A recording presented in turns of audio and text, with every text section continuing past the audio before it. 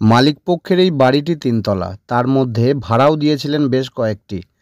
আর তারই মধ্যে এক ভাড়াটিয়া ছিলেন, এক মা সহ দুটি ছেলে। আর এর পরের ঘটনা শুনলে রীতিমতো হতবাক হতে হবে আপনাকেও। যেমনটা মেমারির এক ব্যক্তি ঘর ভাড়া দিয়ে হয়েছেন। জানেন কি এমন ঘটনা? আপনিও দেন নাকি বাড়ি ভাড়া? তবে আজ থেকেই সচেতন হতে হবে আপনাকেও আরও বেশি করে। বিস্তারিত বলতে গেলে ঘটনাটি ঘটেছে পূর্ব বর্ধমান জেলার শহর মেমারি এলাকায়। এক যুবক মেমারির নতুন বাসস্ট্যান্ডের এক বাসিন্দার কাছ থেকে ছাত্রের পরিচয় দিয়ে তার মা সহ থাকবে বলে ঘর ভাড়া নেয়। ভাড়াটিয়া হিসেবে গত 2020 সাল থেকেই নাকি ছিলেন তারা। বাড়ির মালিকও জানাচ্ছেন 2 ছেলে ও 1 মা থাকতেন ভাড়াটিয়া হিসেবে। এখন প্রশ্ন হলো, কি এমন ঘটনা ঘটলো যে হতবাক মেমারিবাসীও? তাহলে ভিডিওটিকে স্কিপ না করে সম্পূর্ণ দেখুন। এই সেই সাদা রঙের 3তলা বাড়ি, যার মধ্যেই একটি ঘরে থাকতেন ওই ভাড়াটিয়ারা বলে জানা গেছে। এই সাদা 3তলা বাড়ির লোকেশন একদম শান্তিপ্রিয় মেমারির দিঘির পাড় এলাকায়। 2 সন্দেহভাজন যুবককে গ্রেফতার করে বেঙ্গল এসটিএফ। কিন্তু জানেন কি কারণেই ওই 2 জনকে গ্রেফতার করে নিয়ে গেল বেঙ্গল এসটিএফ? অভিযোগ, পাক গোয়েন্দা সংস্থা আইএসআইকে তথ্য পাচার করছিল এই বাড়ির একটি ঘরের মধ্যে থাকাই 2 যুবক। সূত্র মারফত জানা গেছে এই বাড়ির 2 তলায় থাকত রাকেশ কুমার গুপ্তা ও মুকেশ রজক নামের 2 চর, যার মধ্যে মুকেশের বাড়ি পানাগড়ে ও রাকেশের বাড়ি কলকাতার প্রিয়নাথ মল্লিক লেনে। স্থানীয় সূত্রে জানা গেছে গত 2020 সাল থেকেই এই ভাড়া বাড়িতেই থাকত ধৃতরা। কখনো কখনো এই ঘরে থাকতো 7-8 জনও বলে জানা গেছে। বাইরে থেকে লোকজনও আসতো, কখনো কখনো দেখা যেত ল্যাপটপ নিয়ে বেরিয়ে যেতে। এলাকার বাসিন্দাদের সঙ্গে তো দূরের কথা, পাশের ঘরের ভাড়াটিয়া বা লোকজনদের সঙ্গেও মেলামেশা করতো না ওই ভাড়াটিয়া বা ওই ভাড়া বাড়িতে ভাড়া ঘরে থাকা অভিযুক্তরা। আর এই খবর করতে গিয়েই ক্রাইম মেমোরি টিভির ক্যামেরায় এমন কিছু ছবি ধরা পড়লো যাকে কেন্দ্র করে অনেক প্রশ্ন উঠে আসছে। ইতিমধ্যেই ঘরের বাইরে তালা দেওয়া থাকলেও ঘরের ভেতরের ছবি আমাদের ক্রাইম মেমোরি টিভির পর্দায়। ঘরের দেওয়ালে টাঙানো আছে একটি সাদা রঙের বড় বোর্ড, যাকে ঘিরে তৈরি হয়েছে আরও রহস্য। এখন প্রশ্ন হলো, এই বোর্ড কেন লাগানো হয়েছিল? তাহলে কি এখানে কোনো রকম প্রশিক্ষণ চলতো? যদি চলতো তাহলে সেটি কিসের প্রশিক্ষণ? তাহলে কি এই ঘর থেকেই যোগাযোগ রাখা হচ্ছিল পাক গুপ্তচর সংস্থা আইএসআই অফিসারদের সঙ্গে? প্রসঙ্গত, দোতলা ভাড়া ঘরের সামনে থেকে স্পষ্ট দেখা যায় জিটি রোড। ফলে কি পুলিশ সহ অপরিচিতদের গতিবিধির ওপর নজর রাখা সহজ হতো? শান্তিপ্রিয় মেমারির এই দিঘির পাড় এলাকার ওই ভাড়াটিয়াদের কার্যকলাপে সন্দেহজনক বহু প্রশ্নেরই কোনো উত্তর নেই। গোপনীয়তা বজায় রাখতেই কি এই সুবিধাজনক অবস্থান বেছে নেন পাকচর সন্দেহে ধৃতরা? মেমারির দিঘির পাড়ের মতো শান্তিপূর্ণ এই জায়গায় ডেরা বেঁধেছিল পাক গুপ্তচররা, একথা ভাবতেই পারছেন না এলাকার বাসিন্দারা। ঘটনায় হতবাক সকলেই। ক্রাইম মেমোরি টিভি পৌঁছেছিল এই সাদা বাড়ির মালিকের কাছেও, সাদা বাড়ির মালিকের প্রতিক্রিয়া নিতে। সাদা বাড়ির মালিক কি বলছেন জানেন? পাশাপাশি স্থানীয় এলাকাবাসীরাও জানালেন তাদের বক্তব্য। আমরা শুনবো কি বলছেন তারা। 2 জন না 3 জন, ওর মাও থাকতো। হ্যাঁ, তাদেরকে গ্রেপ্তার করা হয়েছে। জানি না, আজকে শুনলাম। ছিল ওই 2020 সাল থেকে ছিল। আচ্ছা, কতজন আছে থাকবে বলে নিয়েছিল? 3 জন। 3 জন, ওর মা আর ওই 2 ছেলে। তো এখন তো শুনছি এলাকার বাসিন্দারা বলছে 6 জন 7 জনও থাকতো। 6 জন 7 জন থাকতো না, এবং সারাদিনে বিভিন্ন লোকজন আসতো। ওরা প্রেয়ার করতো। আমি গিয়ে দেখছি ওই বৃহস্পতিবার ওই একদিন প্রেয়ার করতো, আর ওইখানে একটা লজ ভাড়া করে ওরা প্রেয়ার করতো যিশু খ্রিস্টের। তো ওরা কি করে বলে নিয়েছিল আপনার কাছে ঘর ভাড়া? ওরা থাকার জন্য।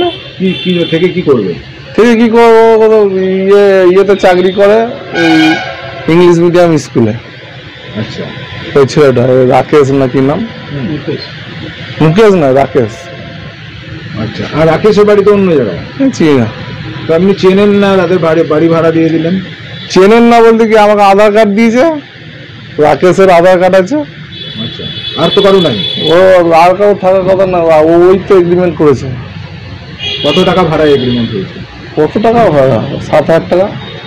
একটা ঘর ছোট্ট, 7,000 টাকা? একটা ঘর কোথায় বলেছে? একটা ডাইনিং আছে, 2টো অ্যাটাচ বাথরুম, বেডরুম আছে, একটা কিচেন আছে, 2 BHK আছে, 2 BHK। আচ্ছা, আপনি ঘরে ঢুকে দেখেছেন? ছোট বললেন তাহলে তালা, ঘর তালা, তাহলে জানেন না। তাই না? তা আরো যে এতদিন ধরে যে এত লোক আসছে আপনি খোঁজ নেননি? আমার নেওয়ার কথা নয় তো, এত লোক আসছে বলতে কত লোক? পাশের ঘরের লোকেরাই বলছে ওখানে প্রতিদিন 6-7 জন রাতেও থাকতো, এমনও হয়েছে। না, আমি দেখতে পাইনি। আপনি তো জাননি? আমি যাই না তো ওখানে, আমি এখানেই থাকি। কি পাশের লোক বলে যায়? ও বলছে প্রেয়ার করি, প্রেয়ার করে, যীশু খ্রিস্টের প্রেয়ার করে। কিন্তু এখন তো দেখা যাচ্ছে তারা পাক গুপ্তচর। সেটা আমি জানি না। আপনি না জানলেও তাদেরকে সেই জন্য গ্রেপ্তার করা হয়েছে। জানি না, আপনার মুখেই শুনছি। তাহলে কি এরপর থেকে কি আর একটু সচেতন হবেন? অবশ্যই অবশ্যই, এবং আমি চাইবো যে এইসব লোকগুলো তদন্ত হোক, তদন্ত হয়ে যদি এরা দোষী বেরোয় তাহলে এদেরকে যথেষ্ট শাস্তি দেওয়া উচিত। তাহলে এরা তো এলাকা খারাপ করছে। আপনার ঘর মানে আপনার বাড়িতে ভাড়া নিয়ে তারা এমন দুজনকে, আমার শুনেই তো কেমন লাগছে, এইগুলো শুনেই তো খারাপ লাগছে। আমার তো অপারেশন হয়েছে, আমি কিন্তু তো বেরোতে পারছি না। আমার 20-25 দিন আগে অপারেশন হয়েছে, আর আমি এমনি বেশি যাইও না ওখানে। ওই ভাড়া দিতে আসে, এইটুকুই আমি চিনি। ভাড়া কি দিয়ে যেত? ভাড়া দিয়ে যেত, আনতে যেতে হতো না? কারোর কাছে আনতে ভাড়া বাড়াননি? সেই না না, ভাড়া বাড়ায়নি। 2000 সাল থেকে একই বলছে যে আমার মা আছে, ওই মাটাই থাকতো বেশি। আর ওই ছেলেটা একটা বলতো ইংলিশ মিডিয়াম স্কুলে কাজ করে, তাহলে কাকু দিতে পারছি না। ছেলেগুলো তো ইনোসেন্ট ছেলেই দেখতাম। আপনার নামটা? আমার নাম দিলীপ সিকদার। দিলীপ সিকদার। ঠিক আছে। তো দেখছি বলতে আমি তো এই বিষয়ে কিছু জানি না। হ্যাঁ, আমি এখানে থাকি ধরুন 1 বছর হলো আছি।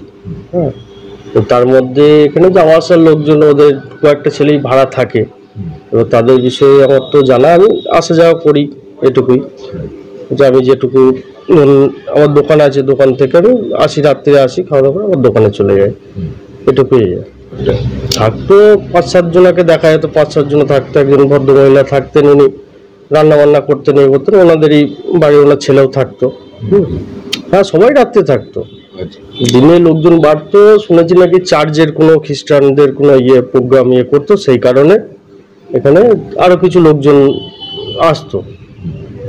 হয়তো সপ্তাহে 2-1 দিন করে দেখা যেত যে অনেক লোকজন জড়ো হয়েছে, 10 জন, 12 জন, 20 জন, এরকম ধরে লোকজন থাকতো।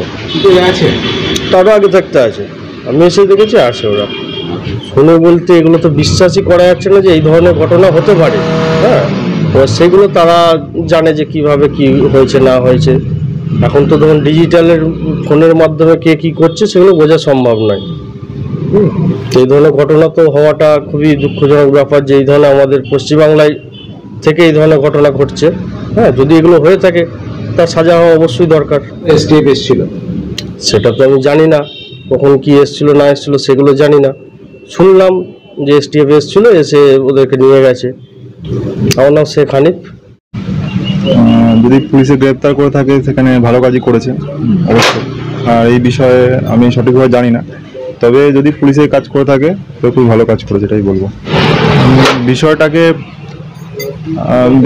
আমি আমার চোখে তো একদমই ভালো দেখছি না। কারণ হচ্ছে আমাদের বর্তমানে যা রাজনৈতিক অবস্থা, আর যা আমাদের ভারতের যেটুকানি সিকিউরিটি ব্যবস্থা বর্তমানে, ধীরে ধীরে আশা করছি প্রশাসনের ব্যাপারে স্টেপ নেবে এবং সিকিউরিটি ব্যবস্থা ঠিক করবে, আর যাতে এই সমস্যার সমাধান যাতে খুব শিগগিরই করতে পারে। আমাদের মানুষের সিকিউরিটি ব্যবস্থা করার দরকারটা খুব বেশি বর্তমানে, যাতে আমাদের মানুষরা এই খুবই খারাপ পরিস্থিতি চলছে মার্কেটে, তো এই পরিস্থিতি থেকে যাতে মোকাবেলা করতে পারি আমরা, আর ঠিক করতে পারি, তাড়াতাড়ি করে উঠতে পারি, এটা প্রশাসনের উপরে আমরা ভরসা। ছিল না, একদমই বিশ্বাস হচ্ছে না, কারণ এই স্থানটা একটা খুবই ভালো জায়গা। এখানে আমি যতদিন এখানে আছি তো খুব ভালো জায়গা, খুব শান্তির জায়গা। তবে হঠাৎ করে এখানে এরকম ধরনের চর, এটা খুবই ভয়ঙ্কর ব্যাপার। তো এখান থেকে যদি এই জিনিসটা হয়ে থাকে তো বলবো যে প্রশাসনকে বিশেষভাবে এই দিকে নজরটা দেওয়া উচিত। ঠিক আছে, আমার নাম বিনোদ সরকার। আপনি কি পুরনো মালবাহী গাড়ি কেনা বেচা করতে চান? তাহলে আজই যোগাযোগ করুন সোনা মোটরসের সাথে। এখানে বিভিন্ন ধরনের পুরনো গাড়ি ন্যায্য মূল্যে ক্রয় ও সুলভ মূল্যে বিক্রয় করা হয়। এছাড়াও এখানে ফাইন্যান্স, ইন্স্যুরেন্স এবং অল আরটিও রিলেটেড কাজ করা হয়ে থাকে। এক্সচেঞ্জের সুবিধেও রয়েছে। আমাদের ঠিকানা সুলতানপুর মেমারি গ্যাস এজেন্সির নিকটে, মেমারি, পূর্ব বর্ধমান। বিশদে জানতে এই নম্বরে 8597290333 কল অথবা এই নম্বরে 9832557881 হোয়াটসঅ্যাপ করুন।